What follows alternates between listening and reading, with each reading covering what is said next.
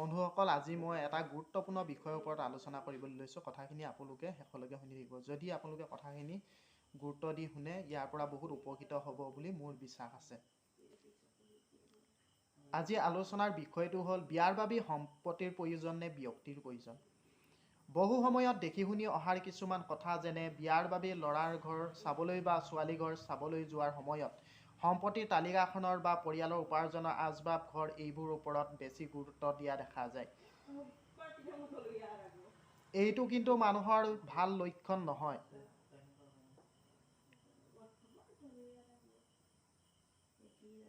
ঘূৰি অহাৰ পৰাই লগত যোৱা মহিলা কেইগৰাকীয়ে আৰম্ভ কৰি দিয়া সম্পত্তিৰ হিচাপ, যেনে ছোৱালীজনীৰ ঘৰখন ধুনীয়া, আচবাববোৰ দামী, কোঠাবোৰ ডাঙৰ, পৰ্দা দৰ্জা খিৰিকীবোৰ ধুনীয়া, মাকে অমুক কৰে, দেউতাই তমুক কৰে, ককাইকে তমুক কৰে, টকা পইচা দিব জোঁৱায়েকৰ লগত দেই আদি আলোচনা কৰা দেখা যায়। প্ৰকৃততে এই আলোচনাটো কিমান যুক্তিকৰ বাৰু? কেতিয়াবা ল'ৰাৰ ঘৰৰ ক্ষেত্ৰতো একেই হয়। ল'ৰাৰ বেংক বেলেঞ্চ আছে নাই সেইটো লৈ গুৰুত্ব দিয়া দেখা যায়। যদি তেওঁলোক নিম্ন মধ্যবিত্ত হয় তেতিয়া আকৌ হিতে বিপৰীত হয়। কিন্তু তেওঁলোক সংস্কাৰৰ ওপৰত গুৰুত্ব দিয়া দেখা পোৱা নাযায়। আচলতে এয়া ঘৰ চোৱাৰ পৰ্বহে হ'ব লাগিছিল, কিন্তু আজিকালি সমাজত সম্পত্তি চোৱা পৰ্ব দেখা যায়। কথাটো অপ্ৰিয় হ'লেও সত্য। এখন ঘৰে আনখন ঘৰলৈ যোৱাৰো কিছুমান নিয়মৰ মাজেৰে চলিছিল, কিন্তু সেইবোৰ এতিয়া কিছু পৰিমাণে সহজ হৈছে বা আঁতৰিছে। অৱশ্যে সকলো নিয়ম এৰাই চলিব লাগিব সেইটো কথা নহয়।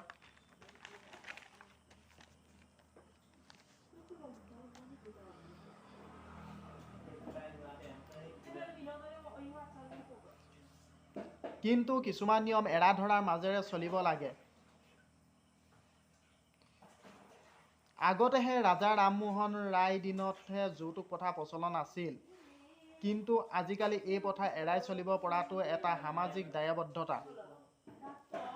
বৰ্তমান সময়ত এই প্ৰথাটো এৰাই চলাটো বহুত গুৰুত্বপূৰ্ণ। আমি কিয় তেওঁলোকৰ সম্পত্তিলৈ আশা কৰিব লাগে? যিগৰাকী ছোৱালী এখন ঘৰ এৰি, নিজৰ মাক দেউতাকক এৰি সামাজিক নিয়মতে বিয়া হৈ আহিছে, তাতোতকৈ ডাঙৰ সম্পত্তি আৰু বেলেগ কিবা হ'ব পাৰে জানো? কিন্তু কেতিয়াবা দুখো লাগে, যদি মাক দেউতাকৰ অবিহনে যিহাল ল'ৰা ছোৱালীয়ে বিয়া কৰাব, সিহঁতক বুজিবলৈ বা তেওঁলোকৰ মনৰ কোনো প্ৰাধান্য দিয়া নহয়, বৰঞ্চ তেওঁলোকক ইজনৰ পৰা সিজনক পৃথক কৰিবলৈ চেষ্টা কৰা দেখা যায়। কিয় তেওঁলোকে এইটো ভাবি নাচায়, তেওঁলোকক যদি ইজনে সিজনৰ পৰা পৃথক হৈ থাকিবলগীয়া হয়, তেওঁলোকে অন্তৰত কিমান আঘাত পাব পাৰে? তেওঁলোকৰ দুখৰ বেদনা কোনোবাই বুজি পায় জানো?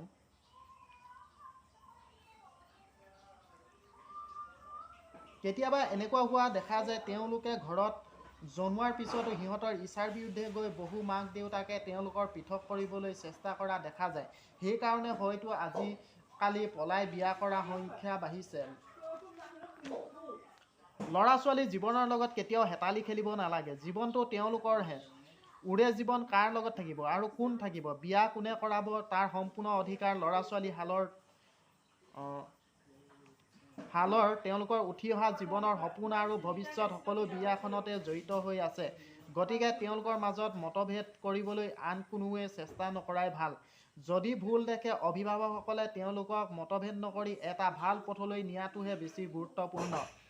কিন্তু এইটো ঠিক, সকলো মাক দেউতাকে ল'ৰা ছোৱালীৰ জীৱনত সুখ বিচাৰে আৰু এটা সুন্দৰ ভৱিষ্যত বিচাৰে, কিন্তু সেই বুলি প্ৰতিটো কথাত বা কামত হস্তক্ষেপ কৰা বা এসোপা সম্পত্তিৰে সুখী কৰা, ধনী ল'ৰা বা ধনী ছোৱালী বিচৰা, বেলেগৰ সম্পত্তিৰ ওপৰত চকু দিয়া বা বেলেগৰ সম্পত্তিলৈ লোভ কৰা, এইটো আদৰ্শগত ভিতৰত নপৰে। সকলো ডেকা গাভৰু স্বাধীন মনৰ হ'ব লাগে। ভুলটো যুক্তিৰ সহায়ত প্ৰতিবাদ কৰিব লাগে। ধন সম্পত্তি খন্তেকীয়া, কিন্তু বিবাহ এনে এক বান্ধোন যি জীৱন মৰণৰ, ই মৃত্যুৰ পৰ্যন্ত একেলগে থকা এটা বান্ধোন। মৃত্যুৰ সময়ত কোনেও ধন সম্পত্তি লগত লৈ যাব নোৱাৰে।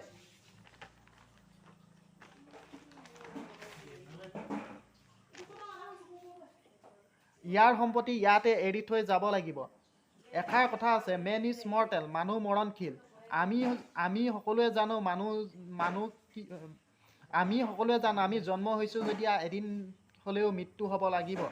কিন্তু কাৰোবাৰ কাৰণে মৃত্যু আগত আহে আৰু কাৰোবাৰ কাৰণে মৃত্যু পিছত আহে। জীয়াই থকা কেইদিন আমি সকলোৰে লগত মিলা প্ৰীতিৰে থাকিব লাগে। কেতিয়াও অহংকাৰ কৰা উচিত নহয়। অহংকাৰ আমি কিয় কৰোঁ বা আনৰ সম্পত্তিলৈ আমি কিয় আশা কৰোঁ? মৃত্যুৰ পিছত এইবোৰ বস্তু ইয়াতে এৰি থৈ যাব লাগিব। আৰু মৃত্যুৰ পিছত দামী খৰিয়ে দাহ কৰিলেও বা সোণৰ কফিনে কবৰ দিলেও মাটিৰ লগতে মিলি যাব শৰীৰ। ভাল চৰিত্ৰ, কৰ্ম, স্পৃহা আৰু বিশ্বাসযোগ্য হ'লে তেওঁ টকাৰ প্ৰয়োজন নহয়। সকলো বস্তু টকাৰে কিনিব পৰা যায়, কিন্তু মানুহৰ মনটো কেতিয়াও টকাৰে কিনিব নোৱাৰি। কাৰণ মগজুটো এটা জ্ঞানৰ ভঁৰাল। মানুহৰ মগজুটোৱে সকলো ভাল বেয়া বিচাৰ কৰিব পাৰে। জীৱন সংগীজন অন্তত তেওঁৰ বাবেই। বিয়া বস্তুটো একান্ত নিজৰ। গতিকে আনে বয়স বা সময় বা এই ছোৱালীজনী বিয়া কৰাব নকৰাই এই ল'ৰাটোলৈ বিয়া হ'বানে?